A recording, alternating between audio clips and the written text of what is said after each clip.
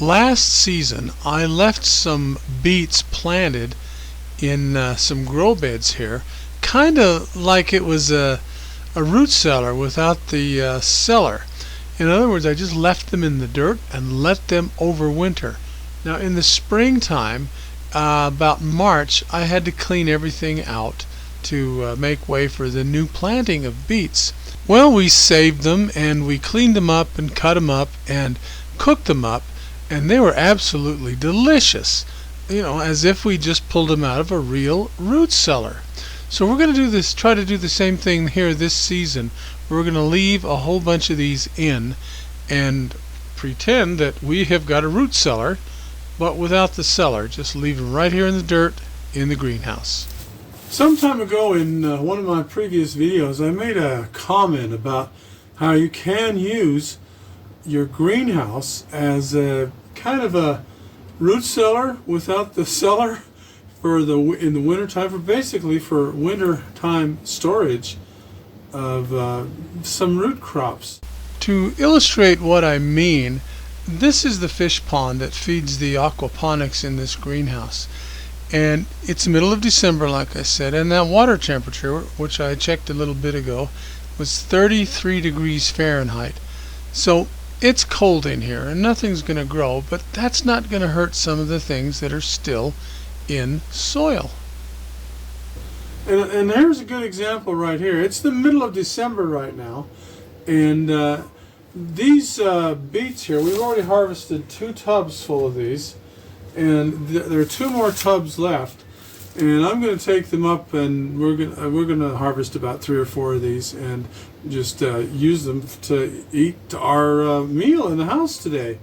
And they're all really still in good shape, and it has frozen in here. Last night it got down to 17 degrees Fahrenheit outside, and I believe it's got down to well below freezing in here. I think it got down to 21 degrees Fahrenheit in here, or something like that on the recording thermometer.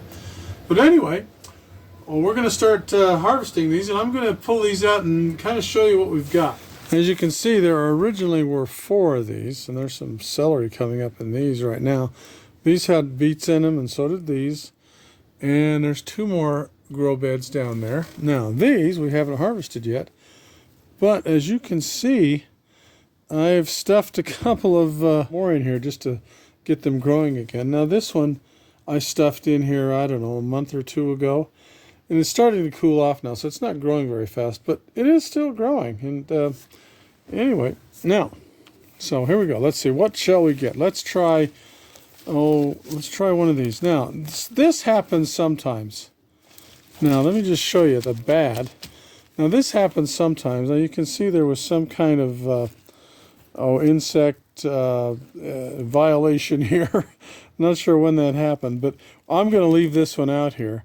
But really, you could, cut that part off and it would be just fine. I've done that before. But that does happen, and it's rare actually out here because of the tubs, I think. Now, so let's try a couple more here. Now let's try this one. Now let me just knock all the dirt off of that.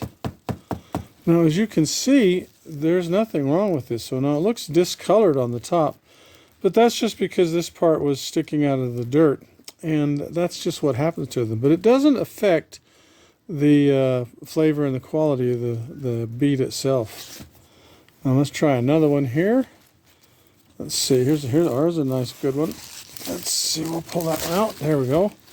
Again, let's try to knock some of the dirt off. And there we go. And you can see the quality of that one. See, that's, let me pull it away so you can see my hand. You can see how big that is. So let's get 4 of them. Here's another one. There. Now this one's misshapen. I'm not sure why. Maybe it ran into something.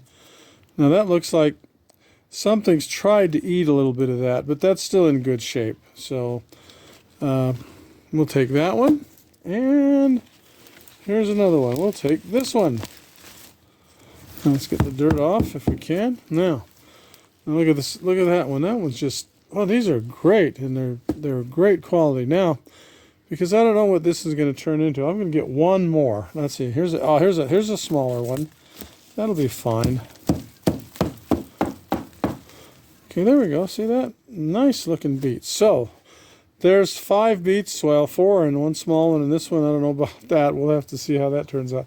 But as you can see, that's just a little bit taken out of this grow bed right here, and there's 2/3 of it still left. And most of the beets are, you know, this size. And there's a couple of smaller ones in here, but you see, there's another one back there. They're all, let's see if we can, they're all pretty good size. So let's get over there and we shall skin these up and bring them in the house. Well, here we are with just before we take them in the house for their final cleanup and cutting, but here they are. See that?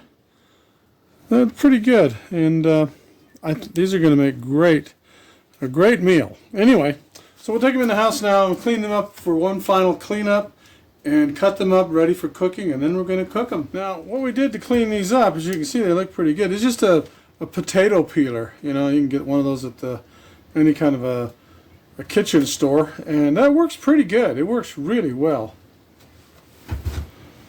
Here's just a quick picture of that one that looked so bad under there. As you can see, you know, there's quite a bit of it left, and it was worth cutting up and cutting that stuff off and saving it. So it looks pretty good. Now, I didn't show you this time cutting them up and putting them in these containers, but because I did that last time in the last video. But I got 2 containers like this out of those beets that I pulled out of the garden. Pretty good.